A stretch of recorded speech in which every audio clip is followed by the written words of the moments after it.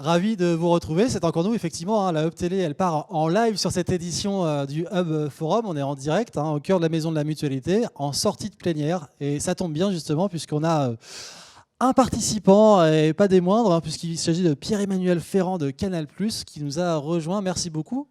Merci de m'accueillir. Je vous en prie, soyez le bienvenu. J'espère que tout le monde va bien derrière son écran, qu'il soit desktop ou en mode mobile first. Voilà, on va passer pas plus de 5 minutes ensemble pour revenir justement sur un partenariat innovant que vous avez mené avec TikTok. C'est très intéressant à entendre à la plénière. Et ceux justement qui n'auraient pas pu y accéder, on vous offre quelques insights. Alors justement, dites-nous un peu la genèse de ce partenariat. C'est sûrement parti d'un constat de tendance que vous avez détecté. Alors, effectivement, on a commencé en fait à regarder à l'arrivée de TikTok en fait quel était le public qui allait sur TikTok.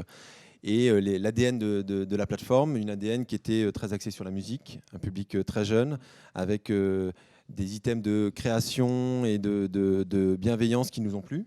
Et donc on a regardé dans notre portefeuille de marque et on s'est dit tiens, on va lancer d'abord sur ces stars. Puis ensuite on s'est dit le public jeune aime rire, donc on a une marque et Comédie Plus. Et de la même façon en fait on a mis en avant en fait nos contenus et créé des chaînes autour de ces deux items, ces stars et Comédie Plus. Puis après on a un enjeu de façon générique chez Canal de maintenir un lien très fort avec les publics jeunes. Et on a commencé à travailler autour de nos créations originales pour accompagner le lancement des créations à destination de ce public-là. Donc, par exemple, autour de La Flamme, donc de cette parodie du Bachelor l'année dernière au mois d'octobre. On a retravaillé aussi sur Narvalo, qui était une création sur un peu les histoires de la jeunesse, notamment dans les banlieues. Et puis, petit à petit, avec l'évolution de la plateforme et l'évolution du public de la plateforme, on est allé sur on va dire des thématiques un peu plus à destination d'un public plus large. Donc, on a fait le sport et puis on a fait nos créations originales génériques. Avec finalement, quels objectifs, pour quels moyens mis en place avec TikTok en particulier ? Alors, nos objectifs au début étaient vraiment des objectifs de considération, c'est-à-dire donner à voir au plus grand nombre en fait nos contenus avec des modèles de création et des formats vidéo différents de ce que l'on peut faire sur nos propres plateformes ou à l'antenne. Et puis ensuite, de travailler sur cette logique de récurrence et d'engagement des communautés. Donc c'est pour ça qu'on a fait pas mal de challenges. On l'évoquait tout à l'heure autour de La Flamme. On a fait tout un challenge le 14 novembre dernier, puisque dans La Flamme, vous avez une fête fictive qui est créée, qui s'appelle la Janguille.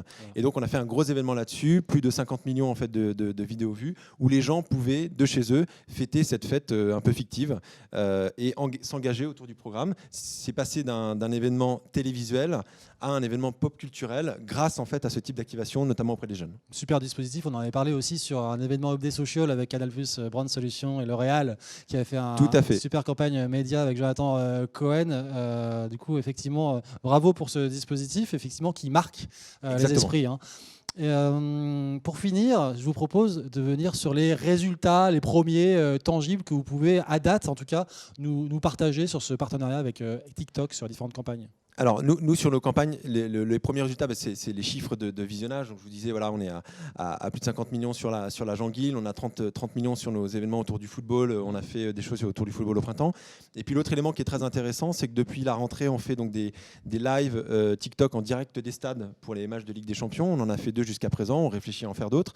Et là, on arrive à avoir jusqu'à 130 000 téléspectateurs uniques qui regardent.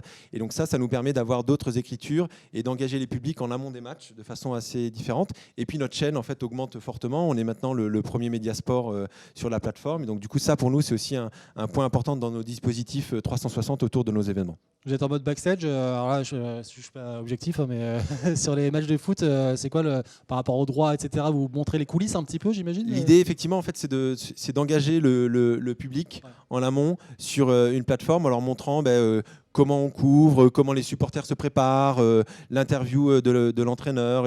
Et ça, c'est assez intéressant pour le public qui échange en fait, et qui est une plateforme très interactive. Donc ça nous permet aussi que la personne qui filme puisse répondre aussi aux différents internautes. Et puis on apprend avec TikTok aussi à faire ce type de live-là, puisqu'il y a des codes spécifiques qu'il faut qu'on apprivoise. Parfait, merci beaucoup pour ce témoignage, ce temps passé avec nous sur le plateau de la Hub TV du Hub Forum et on vous dit à très bientôt et une belle suite et fin de Hub Forum à vous.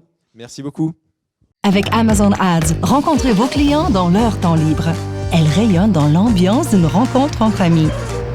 Elle rayonne pour des globetrotters qui aiment le cinéma et les séries. Puis dans le fil Twitch de passionnés de jeux vidéo. Et accompagne les soirées cinéma des familles cinéphiles. Amazon Ads partage votre message en toute fluidité dans leur quotidien. C'est simplement votre marque dans leur monde.